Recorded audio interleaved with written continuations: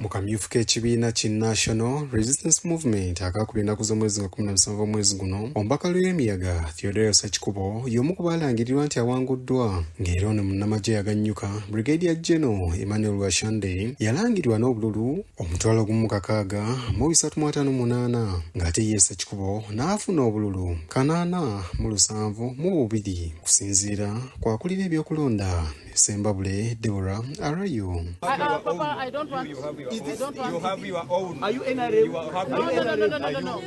Wabula nga n'okulonda tekunnabaawo, Ssekikubo ne gwe yali avuganya naye Emmanuel Washande baalinga mu kusiŋŋanya bisongovu okwegera amafuukuule ekyawalirizwa n'akulira ebyokulonda mu kibiina ki NRM Tango Doy okuyimiriza enteekateeka z'okunoonya obululu eruyi eyo. Sembabule bo bulijjo bali ku bivuyovuyo tujja ba disqualifying ku luno. Ne gye buli eno Ssekikubo akyakukkuluma ng'agamba nti ebyamutuusibwako mu biseera by'akamyufu byali tebisaanidde era nga bimenya mateeka n'okutyobola eddembe lye. Little did I know that as I was pushing him, a bullet hit my finger and it took him, shattered his heart and he collapsed. Bankubye essasi. He died on the spot. That bullet was meant for me because my shirt, my yellow movement shirt, was split with blood of that Fred Sembusi. Mutuula wa palamenti olwaleero nga lukulizibwa Anita Among, Ssekikubo alombojjedde abaka ebyamutuusibwako era n'agamba nti yasimatuka n'okufa. That the President of Uganda, His Excellency President Joel Ssenyonyi, had taken a decision to withdraw the army and allow the police to take the lead. But what we witnessed was the total reverse. The army came back with vengeance. I remember when they were shooting at us, the police ran away. Onagamba nti emmundu abakumaddembe abakozesebwa bannakigwanyizi enkambi y'amagye yateekwa mu kitundu n'ebirala byali tebisaanidde era ayagala bwenkanya. But how come that the guns that are supposed to be protecting civilians are being turned against the people? Right, Honorable Speaker and members, when all this is said and done, the level of impunity, the soldiers who retired took command. They were not merely opponents, but they took command of the UPDF. Wabula ono Sipiika Musazi w'ekirimi bw'amutegeezezza nti amateeka ga Paalamenti tegakkiriza kwogera ku bantu nga tebali mu Paalamenti era amwadde amagezi. I thought you had killed someone. You killed a dog. That Ssekikubo was never killed because somebody else was killed. Thank you.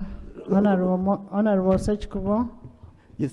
The statement that you're giving is under Rule 57. That's a personal explanation. And we are talking about the people who are not in the house. So bring that personal explanation. We look at it, then we shall give you a chance to present it to the House. Yakulira abaka avuganya gavumenti yakuno mu Parliament Joel Ssenyonyi bw'aweereddwa omukisa okwogera naye tabadde bigambo biwoomu olw'embeera eyalabikira mu kamyufu ka NRM. This has got to stop. And so for me, I condemn this. Even though those that died are NRM supporters, they are Ugandans.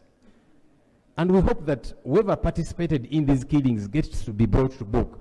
Because if that does not happen, Right Honourable Speaker, we are going to see a repeat or even worse in the upcoming general elections. So action has got to be taken. Because if that doesn't happen, those who killed, now that was just during the NRM primaries, at the grand scale, it's probably going to be worse. We have got to condemn this, and action has got to be taken. Ssenyonyi agamba nti kye kiseera buli akwatibwako okusitukiramu okulaba nga eggwanga lifuna akalulu ak'embeera kubanga ebyali mu kamyufu biyinza okulabwako mu kalulu ka bonna akabindabinda. Execute it that way. So colleagues on this side, whenever we talk about these things, and some of you, perhaps not all of you, some of you say, well, opposition, you're crying as usual. That's what happens. When a boat is sinking, no one is safe in a sinking boat. No one. And that's what is happening now. So you need to join us to say we need to have integrity in.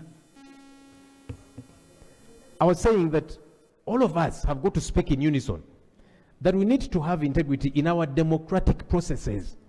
Omukubiriza wa palamenti yakuno alagidde ebitongole ebyokwerinda na buli akwatibwako okufulumya alipoota mu bbanga lya myezi 2 ekwata ku kwemulugunya kwa Ssekikubo.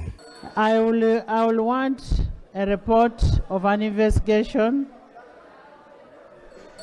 Honorable members,